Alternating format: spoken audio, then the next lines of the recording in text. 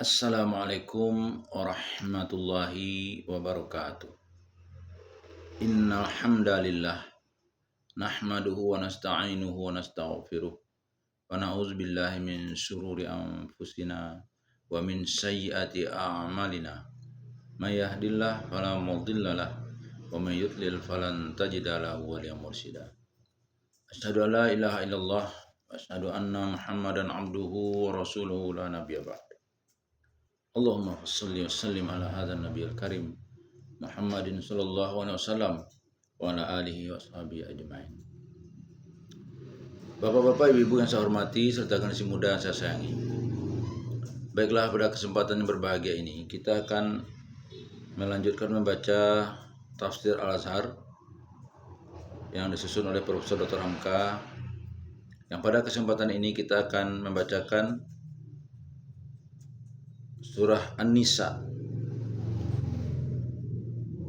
masih pada juz yang keempat.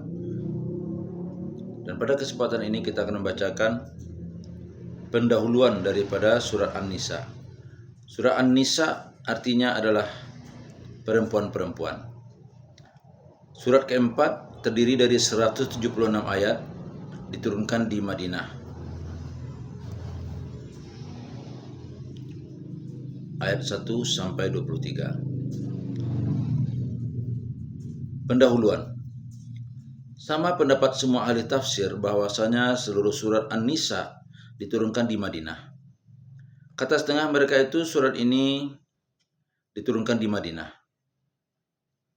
Kata setengah mereka itu surat ini diturunkan setelah Rasulullah SAW baru saja hijrah dari Mekah ke Madinah.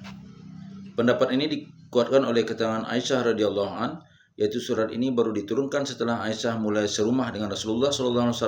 Sebagaimana diketahui, Rasul SAW serumah dengan Aisyah setelah beliau sampai di Madinah. Karena meskipun beliau menikahnya di Mekah, setelah sampai di Madinah baru dicampurinya.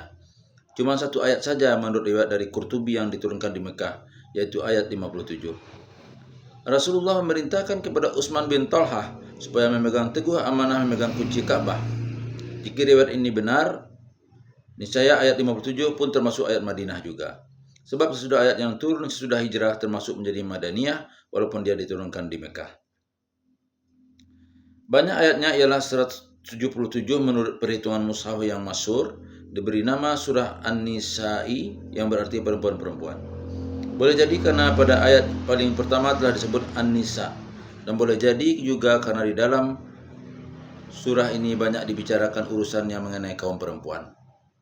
Seperti kebiasaan surah-surah yang diturunkan di Madinah, surah ini mengandung banyak peraturan hidup dan undang-undang. Terutama dalam surah ini banyak dibicarakan soal pembagian waris atau faraid, tentang hubungan nikah dan siapa-siapa perempuan yang disebutkan mahram yang tidak boleh dinikahi.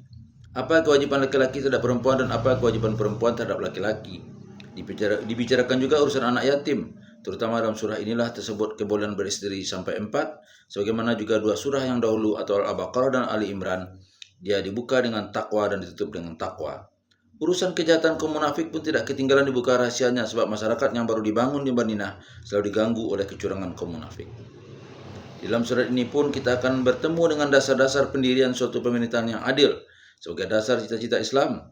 Setelah di surah Ali Imran agak banyak dibicarakan perang Uhud, di surah ini disinggung juga lanjutan Uhud, yaitu perjalanan Rasul dan kaum muslimin mengejar musyrikin sehabis perang Uhud sampai ke tempat yang bernama Hamraul Asad. Diterangkan pula cara mengerjakan sholat dalam perang. Bagi kita kaum muslimin yang hendak mendalami peraturan-peraturan agama langsung dari Al-Quran, surah An-Nisa termasuk surah yang harus direnungkan dengan seksama.